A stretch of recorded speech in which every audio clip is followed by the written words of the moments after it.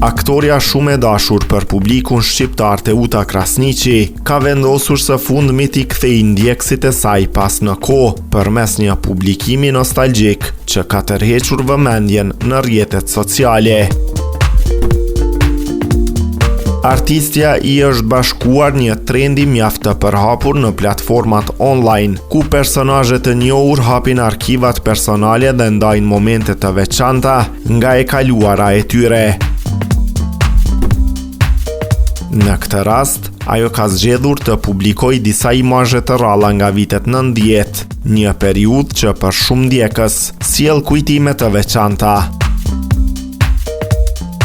Përmes një videoje të publikuar në Instagram, e cila nis me pyetjen interesante: "Mami, si ishe në vitet 90?", aktoria ka ndarë disa fotografi nga koha kur ishte më e re, duke treguar stilin dhe atmosferën e asaj periudhe.